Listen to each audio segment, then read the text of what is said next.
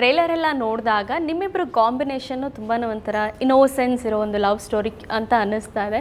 So ಹೇಗಿತ್ತು experience ಇಬ್ಬರು ಕಾಂಬಿನೇಷನಲ್ಲಿ work ಮಾಡಬೇಕಾದ್ರೆ? ಆದರೆ ಸಿನಿಮಾಲಿ ಮದುವೆ ಮಾಡಿದ್ದೀವಿ. ಆ ಸಿನಿಮಾಲ್ ಮದುವೆ ಆಗಿದೆಯಾ? ಸಿನಿಮಾಲ್ ಮದುವೆ ಮಾಡಿದ್ದೀವಿ. ಒಳ್ಳೆ ಮಾಡಿದ್ದಾರೆ, ತುಂಬ ಚೆನ್ನಾಗಿದ್ದಾರೆ ಗಂಡ ಹೆಂಡತಿ. ಇವ್ರನ್ನ ಇನ್ಸ್ಪೈರ್ ಮಾಡ್ಕೋತಾರೆ, ಈ ಥರ ನಾವು ಗಂಡ ಹೆಂಡತಿ ಆಗಬೇಕು ಅಂತ. ಅಷ್ಟು ಚೆನ್ನಾಗಿದ್ದಾರೆ ಸಿನಿಮಾಲಿ. ಈ ಥರ ನಾವು ಹಳ್ಳೀಲಿ ಮದುವೆ ಆದರೆ ಗಂಡ ಹೆಂಡತಿ.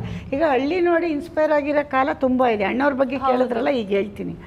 ಭಾರತಿ ಮೇಡಮು ಬಂಗಾರದ ಮನುಷ್ಯ ನೋಡಿದಲ್ಲ, ಇವತ್ತಿಗೂ ಆ ಸಾಂಗು ಫೇಮಸ್ಸು. ಆಮೇಲೆ ಆ ಹಳ್ಳಿ ಸ್ಟೋರಿ ಇವತ್ತಿಗೂ ನಾವೆಲ್ಲ ಕೂತು ನೋಡೋ ಅಂಥ ಪಿಕ್ಚರು. ಆಮೇಲೆ ಅದರಲ್ಲಿ ಎಷ್ಟೋ ಜನ ಹೋಗಿ ಹೋಗೋ ಹೊಲದ ಕೆಲಸ ಮಾಡಲ್ಲ ಅನ್ನೋ ಗಂಡು ಮಕ್ಕಳೆಲ್ಲ ಹೋಗಿ ಸಿಟಿಲಿ ಹೊಲ ಉತ್ತು ಆ ಕಾಡೆಲ್ಲ ಕಡ್ದು ರೆಡಿ ಮಾಡಿರೋ ಅಂಥ ಇದು ಹಳ್ಳಿ ಪೇರು ಇವಾಗ ಟ್ರೆಂಡು.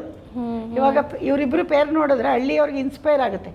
ಓ, ಹಳ್ಳಿಲೂ ಇಷ್ಟು ಚೆನ್ನಾಗಿ ಗಂಡ ಹೆಂಡತಿ ಜೀವನ ಮಾಡ್ಬೋದಾ ಅನ್ನೋ ಥರ ಇರ್ತಿ. ಇಷ್ಟು ಸ್ಮಾರ್ಟಾಗಿರೋ ಹೀರೋ ಬೇರೆ ಅಲ್ವಾ. ಆಮೇಲೆ ಹೀರೋಯಿನ್ ಇಷ್ಟು ಚೆನ್ನಾಗೋ. ನಾವು ಹಳ್ಳಿ ಇವಾಗ ನೀವು ಯೂಟ್ಯೂಬ್ ನೋಡ್ತೀನಲ್ಲ, ನಾನು ಈ ರೀಲ್ಸ್ ಎಲ್ಲ ನೋಡ್ತೀನಲ್ಲ, ಹಳ್ಳೀಲಿ ಎಷ್ಟು ಚೆನ್ನಾಗಿ ಜೀವನ ಮಾಡ್ತಾರಮ್ಮ. ನಾವೆಲ್ಲ ಸಿಟಿಯವ್ರು ವೇಸ್ಟ್ ಅವ್ರ ಮುಂದೆ. ಅಷ್ಟು ಚೆನ್ನಾಗಿ ಏನು ಸಿಗುತ್ತೆ ತಿಂತಾರೆ, ಎಷ್ಟು ಚೆನ್ನಾಗಿರ್ತಾರೆ. ಈ ಉದಾಹರಣೆಗೆ ನಾನು ಅಣ್ಣವ್ರನ್ನ ತಗೋತೀನಿ. ಅಣ್ಣವರು ಯಾವುದೇ ವಿಷಯದಲ್ಲಿ ಸಿನಿಮಾ ಬಿಟ್ಟರೆ ಹಳ್ಳಿಗೆ ಹೋಗ್ತೀನಿ ಅನ್ನೋರಂತೆ. ಇನ್ನೇನು ಬೇಡ ನನಗೆ, ಇದು ಬಿಟ್ಟರೆ ನನಗೆ ಭೂಮಿಲಿ ಕೆಲಸ ಮಾಡಿ. ಆ ಥರದಲ್ಲಿ ಹಳ್ಳಿಯಲ್ಲಿ ನಡೆಯೋ ಸ್ಟೋರಿನ ಇವ್ರನ್ನ ನೋಡಿ ಜನ ಇಷ್ಟಪಟ್ಟೇ ಪಡ್ತಾರೆ. ₹1 ಬಂಡವಾಳ ಹಾಕಬೇಕು ಅಂದರೆ, ₹1 ಯಾರಿಗಾದರೂ ಕೊಡಬೇಕು ಅಂದರೆ ಜನ ತುಂಬ ಯೋಚನೆ ಮಾಡ್ತಾರೆ, ಯಾರು ಸುಮ್ಮನೆ ಕೊಡೋದಿಲ್ಲ. ಹಂಗಿರಬೇಕಾದ್ರೆ ಒಂದು ಹೊಸ ತಂಡನ ಇಟ್ಕೊಂಡು, ಹೀರೋಯಿನ್ ಕೂಡ ಹೊಸಬ್ರಿದ್ದಾರೆ, ಫೈಟ್ ಮಾಸ್ಟರ್ ಕೂಡ ಹೊಸಬ್ರು, ಡೈರೆಕ್ಟರ್ ಕೂಡ ಹೊಸಬ್ರು. ಸೊ ನೀವು ಫಸ್ಟ್ ಟೈಮ್ ಪ್ರೊಡ್ಯೂಸ್ ಮಾಡ್ತಿದ್ದೀರಾ. ಈ ಧೈರ್ಯ ಹೆಂಗೆ ಬಂತಮ್ಮ? ಇಲ್ಲ ನಾನು ಪ್ರೊಡ್ಯೂಸ್ ಮಾಡ್ತೀನಿ ಅಂತ ಈ ಯೋಚನೆ ಹೇಗೆ ಬಂತು? ನನಗೆ ನೋಡಮ್ಮ, ಧೈರ್ಯ ಅನ್ನೋದು ಮೊದಲಿಂದ ಇದೆ, ಎಲ್ಲ ವ್ಯವಹಾರದಲ್ಲಿದೆ. ಇವತ್ತು ಬಂದಿರೋ ಧೈರ್ಯ ಅಲ್ಲ. ಮನ್ಸು ಮಾಡಿದ್ದೀವಿ. ಮನ್ಸು ಹೆಂಗೆ ಬಂತು ಅಂದರೆ, ಒಂದು ಖುಷಿ ಆಯಿತು. ನಾವು ಎಷ್ಟು ವರ್ಷ ಆಯಿತು ಸೆಟ್ಲಾದ್ವಿ, ಏನಾದರೂ ಮಾಡೋಣ, ಇನ್ನೂ ಟೈಮ್ ಇದೆ ಅಂದ್ಬಿಟ್ಟು. ಮತ್ತು ದಿನ ನೋಡ್ತಾ ಇರ್ತೀವಲ್ಲ, ಎಲ್ಲಿ ಮಾಡ್ಬೋದು ಅಂತ ಕೆಲಸ. ನಾವು ಇಲ್ಲಿ ಊಟ ಮಾಡಿದ್ದೀವಿ, ಇಲ್ಲಿಗೆ ಮಾಡೋಣ ಅನ್ನೋದಷ್ಟೇ, ಇನ್ನೇನು ಬೇರೆ ಏನು. ಯಾರೋ ಕಮೆಂಟಲ್ಲಿ ಹಾಕಿದ್ರು, ನೀವು KGF ಆಗಲಿಲ್ಲ ಅಂದರೆ ನೀವು 2 ಕೋಟಿ ಕೇಳ್ತಿದ್ರ ಅಂತ. ನಾವು KGF ಮಾಡಿಬಿಟ್ಟು ಬಂದಿದ್ದೀವಿ, ಮಾಡ್ದೇ ಬಂದು 2 ಕೋಟಿ ಕೇಳ್ತಲ್ಲ. ಅದು ನಮ್ದು ಗ್ರೇಟ್ನೆಸ್ಸೇ. ಎಷ್ಟಕ್ಕೆ ಸಿನಿಮಾ ಮಾಡಿ ಅಂತ ಅಷ್ಟೊಂದು ದುಡ್ಡು ನನ್ನ ಹತ್ರ ಇಲ್ಲ ಅಂತ. ನನಗೆ ಎಷ್ಟೊಂದು ಸಿನಿಮಾ ಮಾಡ್ತೀನಿ ಅಂದರೆ ಎಷ್ಟು ಬಜೆಟ್ ಖರ್ಚಾಗುತ್ತೆ ಅನ್ನೋ ತಾಟು ಇರಬೇಕು. ಸುಮ್ಮನೆ ಅಭಿಮಾನಿಗಳ ಹತ್ರ ಹೋಗಿ ಆಯ್ತು ಬಿಡ್ರಪ್ಪ ಮಾಡ್ತೀನಿ ಅಂದ್ಬಿಟ್ಟು ಒಂದು 2 ಕೋಟಿ 3 ಕೋಟಿ ತಗೊಂಡು ಹೋಗ್ಬಿಟ್ಟು ಎಷ್ಟಕ್ಕೆ ಸಿನಿಮಾ ಮಾಡೋಕ್ಕಾಗುತ್ತೆ ನಮ್ಮ? ಅದನ್ನು ಹೇಳಿ ತಪ್ಪೇನು?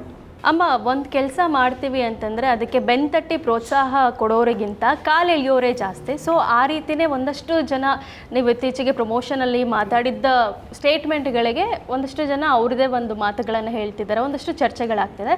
ಅಂಥ ಒಂದಷ್ಟು ಕ್ವಶನ್ಸಲ್ಲಿ ನಾನು ಒಂದು ಸಿಂಪಲ್ಲಾಗಿ ಒಂದಷ್ಟು ಕೇಳ್ತೀನಿ.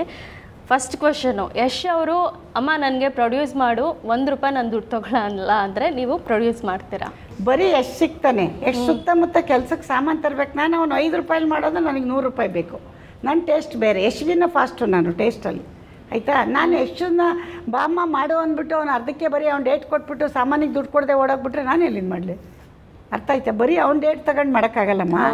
ಅವ್ನು ಸುತ್ತ ಆರ್ಟಿಸ್ಟ್ ಬೇಕು. ಈಗ ಅವ್ನ ಮುಂದೆ ಒಂದು ಒಳ್ಳೆ ವಿಲನ್ ತರಬೇಕು, ಒಂದು ಒಳ್ಳೆ ಹೀರೋಯಿನ್ ತರಬೇಕು, ಅದಕ್ಕೆಲ್ಲ ನಂಗೆ ದುಡ್ಡು ಬೇಕಲ್ಲ. ಬರೀ ಯಶೊಬ್ಬನಿಂದ ಆಗೋದಲ್ವಲ್ಲ ಇದು.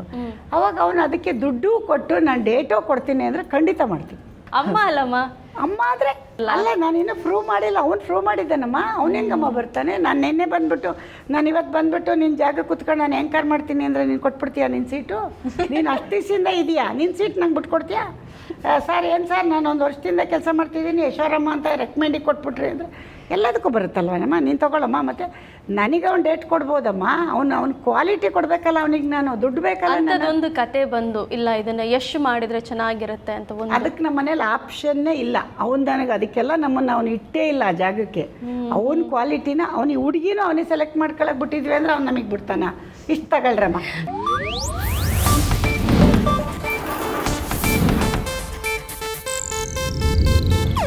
ಇದು ಏಷ್ಯಾನೆಟ್ ನ್ಯೂಸ್ ನೆಟ್ವರ್ಕ್ ಪ್ರಸ್ತುತಿ.